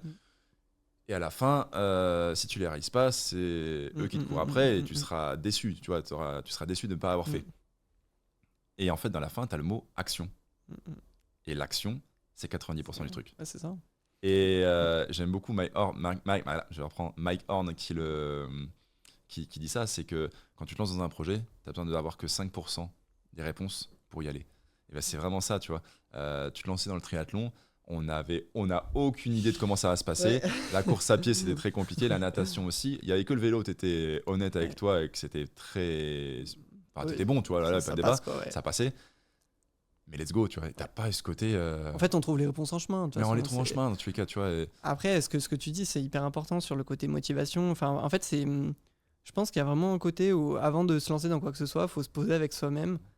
Tu peux presque prendre un bout de papier et se parler et se dire en fait qu'est-ce qu'on veut. Qu'est-ce que j'ai envie de faire. En fait c'est surtout ça, c'est qu'est-ce qu'on veut, mais qu'est-ce qu'on veut vraiment. C'est pas j'ai envie de manger une pizza ce soir. C'est vraiment le côté sur une perspective plus grande, où est-ce qu'on veut être entre guillemets dans 5 ans, dans 10 ans, qu'est-ce qu'on veut avoir accompli, etc. Et c'est... Et du coup, c'est une motivation que tu gardes pas que juste pour le sport, en fait. C'est qu'après, tu l'appliques... parce que surtout les sports d'endurance qui sont quand même vraiment... qui nécessitent un investissement financier, au niveau de la nutrition, au niveau du sommeil, au niveau... je vais pas dire des plaisirs de vie, tu vois, mais ce côté où, voilà, il y a des fois où le soir, il faut te coucher à 21h tellement t'es fatigué, et ouais, tes potes, ils sortent ou quoi, et voilà, tu peux pas, parce que... Donc voilà, après, mais c'est des choix, et il faut vraiment savoir ce qu'on veut, qu'est-ce qu'on est prêt à mettre en place pour ça. Et après, faut laisser le temps faire les choses. Parce qu'après, ça arrive à tout le monde de se tromper. Et on s'est trompé aussi. Ou des fois, on part sur un objectif. Et puis, en fait, on se rend compte en chemin que ça va pas parce que ça demande trop de travail, trop d'investissement, que c'est pas possible de tout... Et à ce compte-là, on remodifie. On fait en sorte que, à chaque fois, les réunions qu'on avait, c'était pour modifier un peu la structure, pour trouver un bon équilibre. Moi, je me souviens au tout début de nos prépas en 2023. où tu me dis, voilà, cette semaine, il faut que tu fasses 300 bornes. Soit tu me fais 3 fois 100 km, soit tu me fais une sortie longue et plein de petites sorties de 25. Et je me souviens qu'au début, je m'étais dit, 3 sorties longues, ça fera le taf. Mais en fait, je m'étais dit, comment dans une semaine normale, je vais placer 3 fois 4 heures de vélo, en fait. C'était pas possible. Et ça me stressait. Je me souviens, la première semaine, je suis arrivé vers toi en mode, mais comment je vais faire? C'est monstrueux. Et tu m'as dit, l'autre solution, c'est tu coupes en petites portions. Donc tu fais 25 bornes le matin en te levant, tu fais 25 bornes le soir, pardon. Et puis du coup, si tu fais ça tous les jours, tu auras tes 300 bornes et elles seront là, quoi, tu vois. Et donc après, c'est toujours trouver le... Mais voilà, encore une fois, c'est qu'est-ce qu'on est prêt à faire, tu vois. Moi, ça me dérangeait pas pour ça de me lever à 6h du matin pour faire du sport et rentrer le soir et de refaire du sport, quoi. Parce qu'après, voilà, c'est ma motivation personnelle, hein, c'est d'être toujours dans l'action, dans le mouvement, faire plein de choses. C'est ce qui m'anime aussi. Et puis, tu vois, tu voilà. décris exactement ce que je viens de te dire tout à l'heure. T'avais un objectif, tu y avais pensé, tu vois, tu l'avais conscientisé. Et après, tu m'as dit, moi j'ai besoin d'être dans l'action, toujours en mouvement, etc. C'est ça. C'est ça. Le mouvement, c'est la vie. Dans tous les cas, nous, on en est persuadés. Mais j'irais même plus loin. Si tu n'es pas en mouvement, tu stagnes, voire même tu régresses. C'est ça. Et là, ça va être plus les petits tips, tu vois. Ouais. Les petits tips, parce qu'il y a un truc, toi, qui m'a toujours accroché sur toi, toujours inspiré, c'est ta discipline. Et quand on s'est mis dans un tunnel, tu le tenais. Est-ce que tu peux tenir un peu la façon dont tu organisais tes journées? Peut-être un peu les stratégies que tu mettais en place, des fois les hacks aussi, tu sais, de se dire, des fois, tu es dans le dur, paf, j'ai un hack qui va me faire tout de suite revenir dans ma discipline. Comment tu organises tes journées, en fait? Franchement, par rapport à ce que tu dis, c'est là qu'on retrouve les 90% de mental. Parce que, en fait, à la base, il y a une motivation qui surpassait tout. Parce que donc du coup, le 1er mai 2022, lors du raid du budget, j'ai un grave accident où j'ai failli perdre la vie. Et en fait, du coup, ça m'a donné un goût complètement différent sur la vie et sur ce que je voulais faire. C'est là qu'après, en fait, tu te dis, quand tu es sur ton lit d'hôpital, tu te dis, là, j'ai frôlé. Et après, tu dis, on va plus perdre un instant et on va arrêter de se tourner les pouces et on va faire, en fait, pour avoir aucun regret dans la vie et se dire, on y a fait, quoi. Et après, je pense qu'il y a une construction mentale sur des années de sport aussi, où le niveau commence à être intéressant et donc du coup ton corps il récupère plus vite, t'es moins fatigué, tu tolères mieux les choses, tu t'habitues à un rythme de vie. Et donc après, si tu veux, donc les organisations elles sont simples, c'est-à-dire que la première chose c'est que je me couche tôt. Là encore avant-hier à 21h15 je tombais et je me suis endormi, quoi. Et en fait quand tu dis tôt, c'est couché avant 22h. Largement, ouais. Sinon t'exploses, en fait. Enfin, le sommeil est primordial, hein, de toute façon, dans tout ça. Et après, donc ouais, déjà le sommeil, parce que du coup tu te réveilles à 6h, t'as presque 9 heures de sommeil, hein, t'es couché à 21h, quoi. Donc c'est 9 heures, t'es bien, quoi. Bonne nuit. Ouais, c'est une bonne nuit. T'as des facilités à t'endormir ou ça va, franchement, ouais, ça va. Je pas trop compliqué. Des fois, t'as des soirs où c'est un peu plus compliqué que d'autres, hein, mais on va dire qu'au max, dans le pire des cas, à 22h, je suis endormi, quoi. Okay. Voilà. Tout le monde dans mon groupe de potes et tout, je suis le papy de la bande, hein, parce que moi, si tu m'amènes quelque part à 21h30, je suis KO. Ouais, voilà. Et tu le vis comment ça? En vrai, avec mes proches, ils me connaissent, ils savent, donc après, il n'y a pas de problème. Et après, disons que je me mets dans des situations où j'ai pas trop de problèmes vis-à-vis de ça. C'est-à-dire que tu contrôles aussi un peu, dans le peu où j'ai du contrôle sur mon environnement, je fais en sorte d'être entouré comme il faut pour pas que ça pose problème. Après, voilà, il y a des soirs où, quand on est en off ou quoi, je vais faire la fête, il n'y a pas de problème. Hein, mais après, t'ancres une culture aussi où ton corps il est tellement habitué à une routine que moi, dépasser 23 heures maintenant, ça devient presque impossible, en fait, peu importe le contexte, quoi, tu vois. Après, alimentation.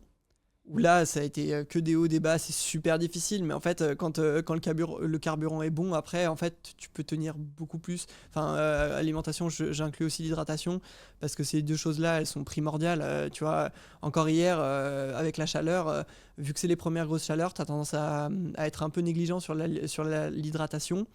Et en fait, dès que je rate une fenêtre un peu trop longue d'hydratation, tu sais, une ou 2 heures sans boire, en fait, après, j'ai un coup de mou, mais un truc de dingue, quoi. Et tu te retrouves au travail en te disant, mais attends, mais là je suis à moitié mort, comment je vais faire pour donner cours à mes élèves? Et en fait, tu te rends compte que ta gourde, t'as bu à peine un petit tiers alors qu'il fallait la boire complète, quoi. Et je rebondis là-dessus parce que tu vois, moi dans la course à pied, à l'inverse, sur tout ce qui est séance de moins d'1 heure, j'entends trop souvent des gens dire, je prends pas de flasque, etc. Sauf que, techniquement, oui, je suis d'accord. Moi, sur les séances de moins d'1 heure, j'ai pas spécialement envie ou besoin de boire. Mais si tu veux faire une séance efficace, c'est-à-dire avec vraiment de la perf et des progressions, une progression derrière pour aussi ta récupération, Ouais, c'est ça en fait. il faut que tu puisses boire. Tu te prends une petite flasque de 250 à la limite et tu bois de façon régulière, mais ça va te permettre de perfer et récupérer. Et toi, tu l'as vécu ça sur un semi-marathon, tu t'es dit, je vais pas boire. Bah, je m'étais dit, c'était un semi-marathon en novembre et je m'étais dit, bon, 1h30 en hiver. Enfin, il commence à faire frais, je me suis dit sans boire ça passe. Bah, c'est pas du tout passé. Hein. Franchement. Voilà. Allô Mathieu, j'ai pas bu et j'ai mal de partout.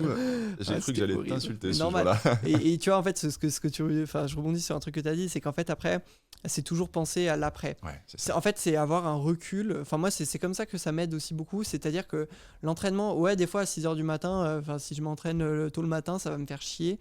Mais d'un autre côté, en fait, je pense à tout l'après.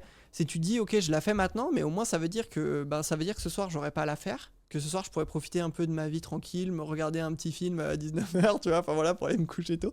Enfin, tu vois, aller au resto, faire un truc un peu cool. Et donc, tu vas garder cette perspective-là.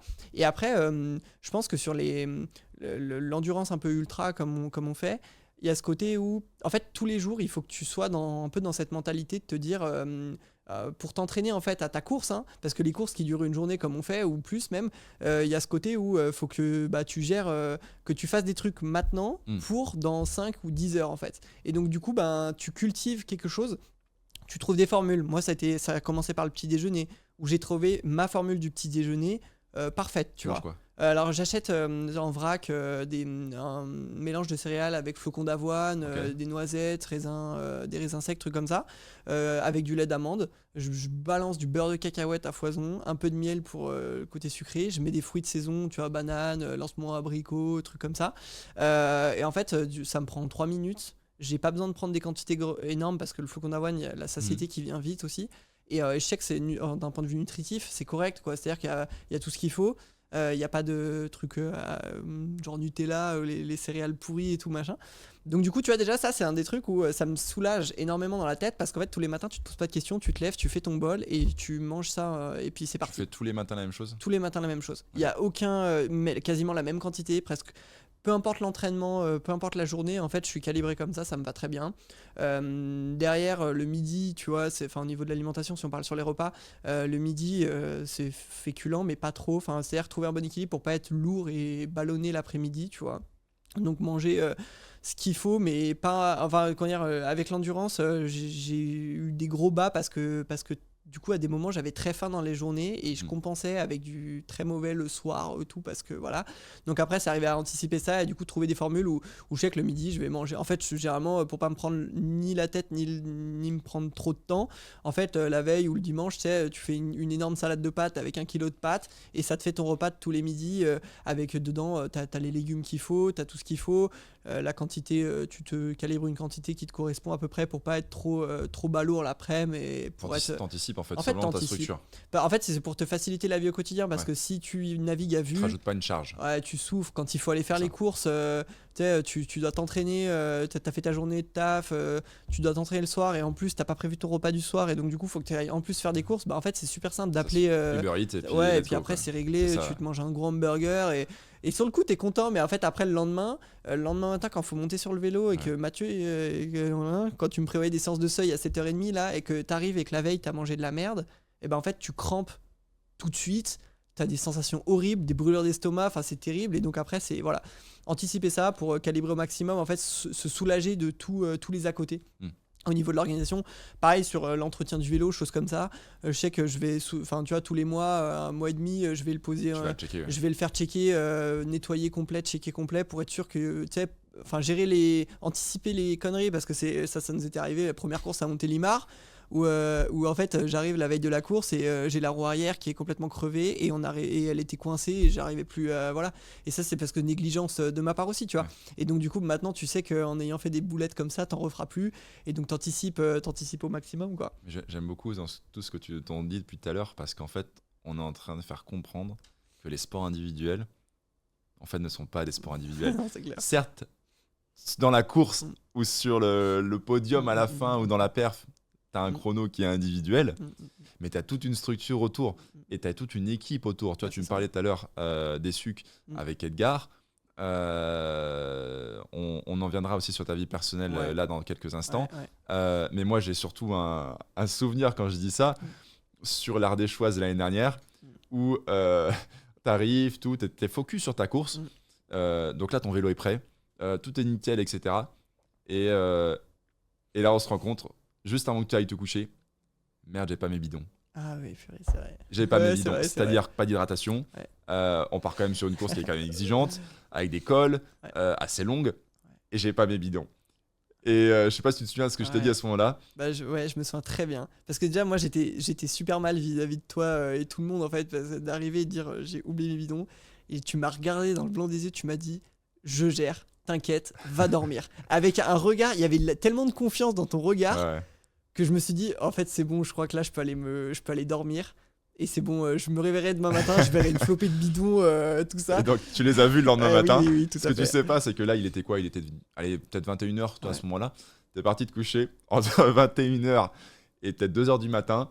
Moi, j'ai pas dormi parce qu'on est retourné à Lyon rechercher des bidons. On a mis en place des structures, on a trouvé des bidons, etc. à droite, à gauche. On les a remplis. Après, on a fait tout le débrief d'avant-course avec tout le monde.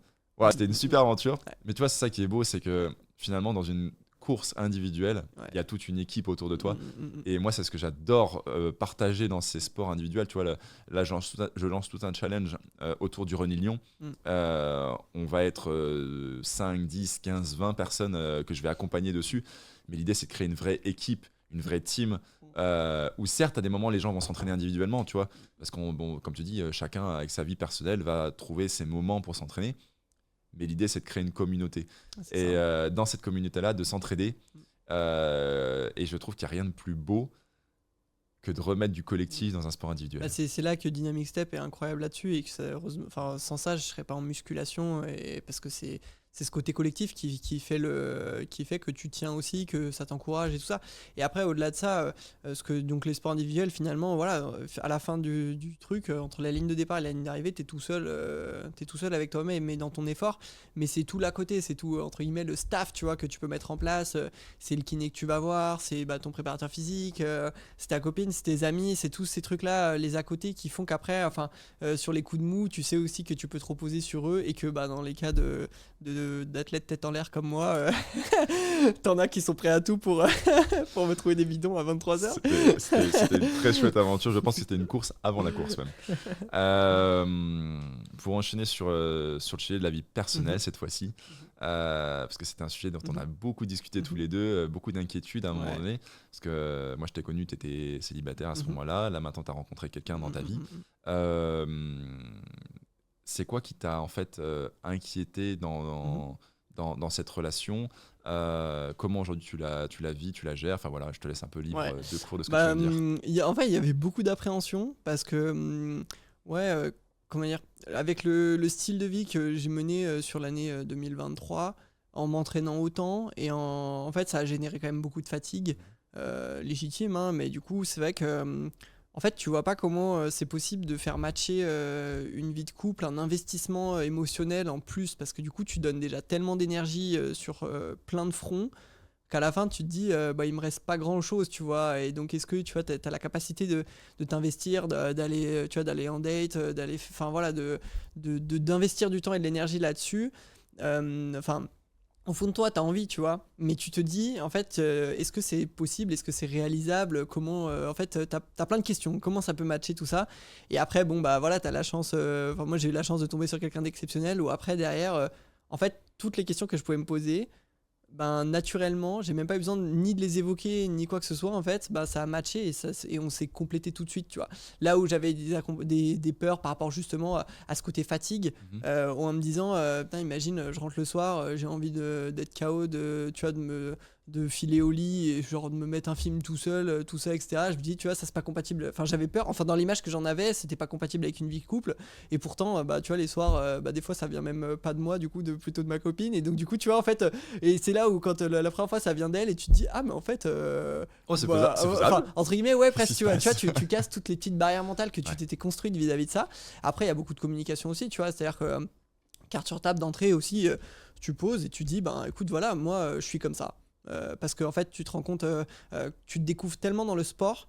Enfin, en tout cas, moi, de la manière dont je me suis construite, c'est quand même vraiment 90% à travers le sport.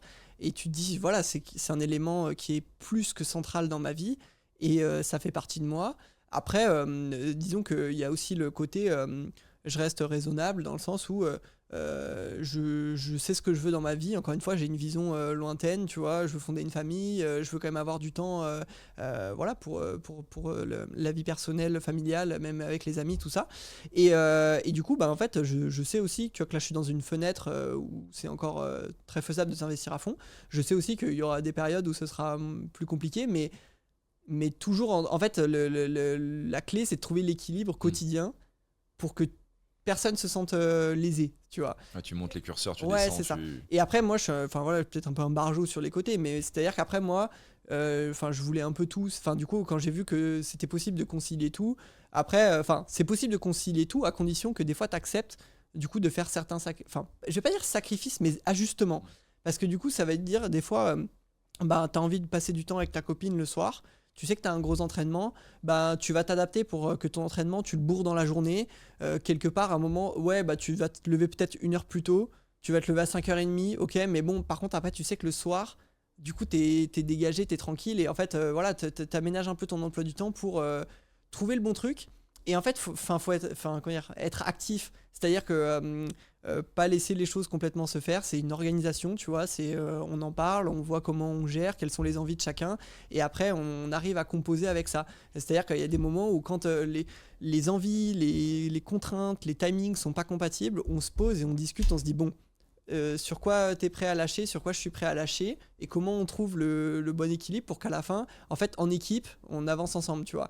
Et du coup, ça fait que bah, ça fait partie de mon quotidien. Et donc, du coup, bah, quand on parlait du côté, comment dire, du côté, on est en équipe, on a, voilà, bah, moi, mon partenaire du quotidien, c'est Anouchka, tu vois. Et du coup, bah, on est vraiment main dans la main et on construit le projet aussi ensemble. Et après, elle fait partie de ton équipe. Voilà, c'est ça, et plus qu'à partir, tu vois. Et là, sur les sucres, elle a été incroyable aussi. Le soutien qu'elle m'apporte, ça change la donne.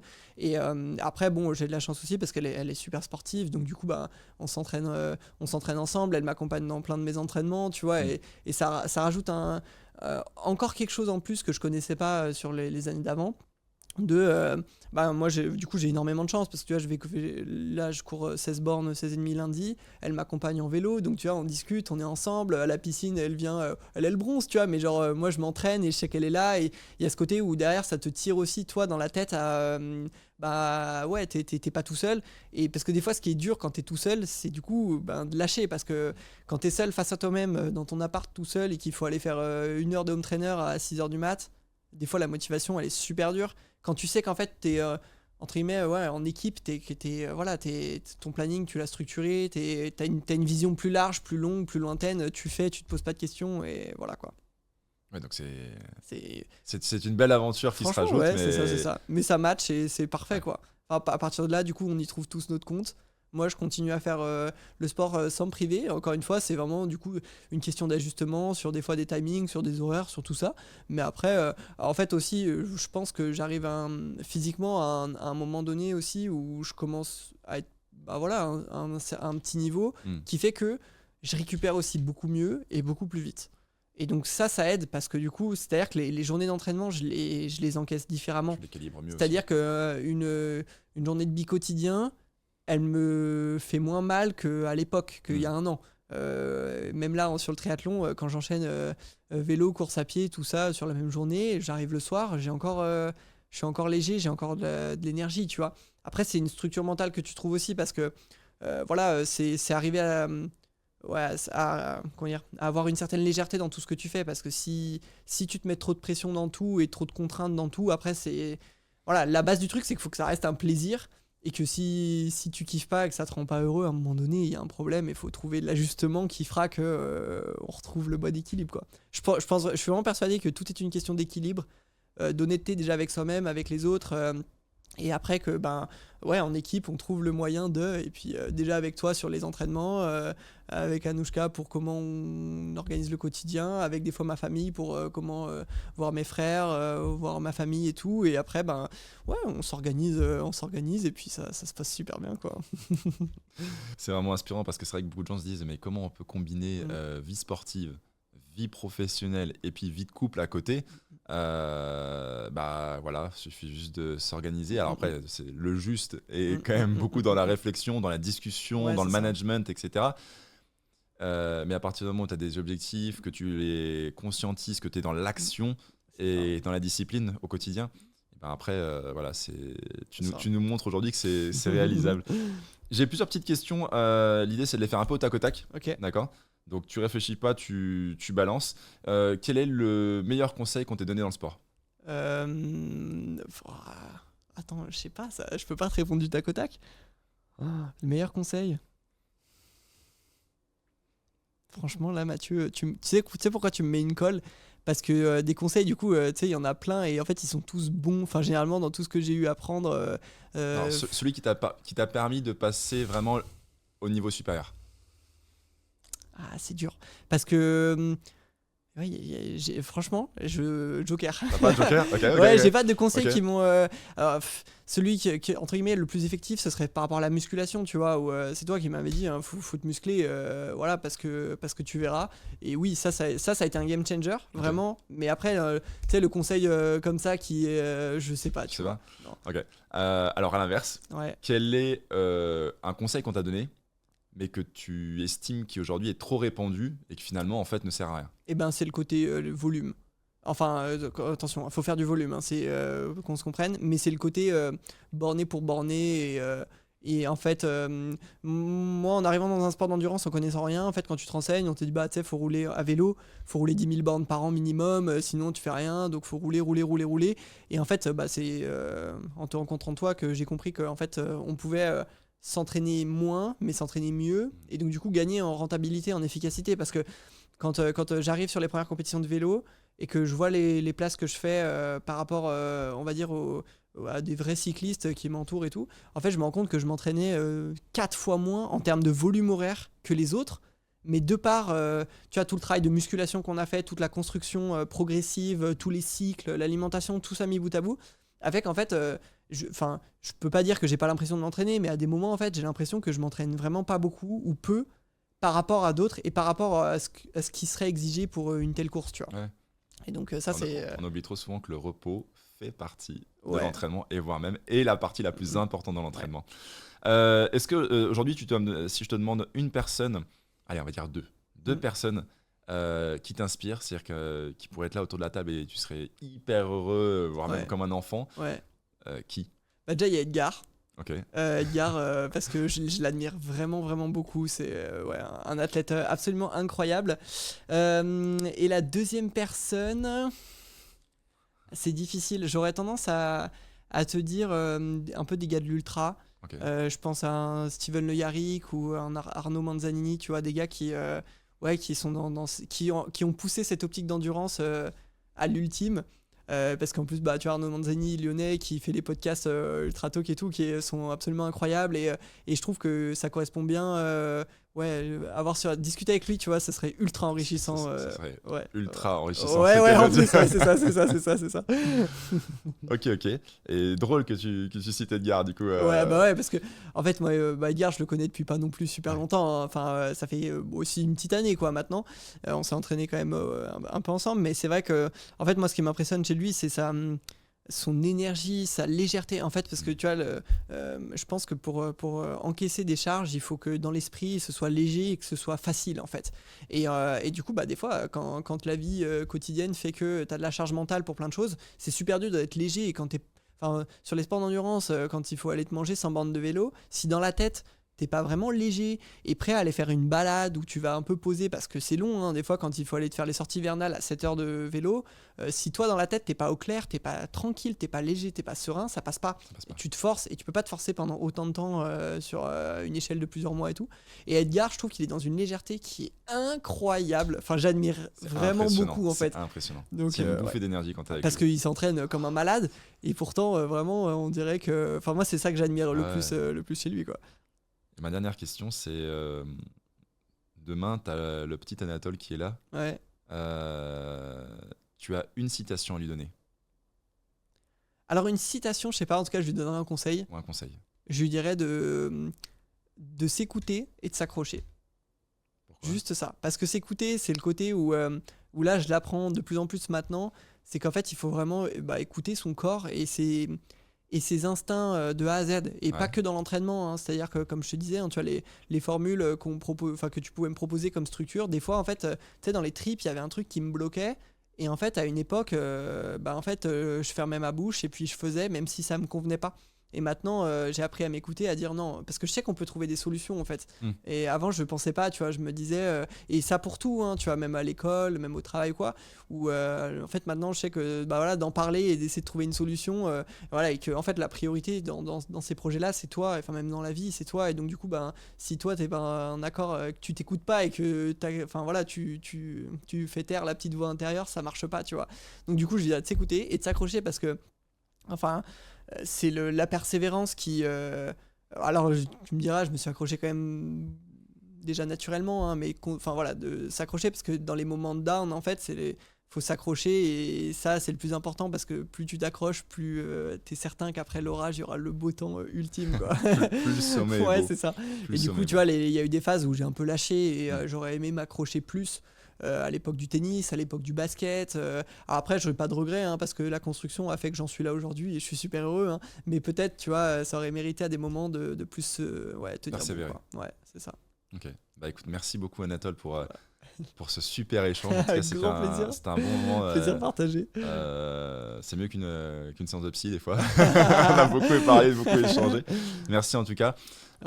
J'espère que en tout cas ceux qui nous ont écoutés ont pu prendre beaucoup de contenu et se rendre compte en fait que c'est possible d'allier une vie sportive avec beaucoup de projets, une vie professionnelle aussi avec beaucoup de projets et une vie de couple. Ouais, c'est ça. Et que finalement le but comme tu disais c'est pas de choisir, c'est vraiment de mettre le curseur Ouais, c'est ça. pour que tout puisse fonctionner et que tu puisses atteindre tes rêves et les Exactement. réaliser, quoi, que tout est possible Exactement. justement.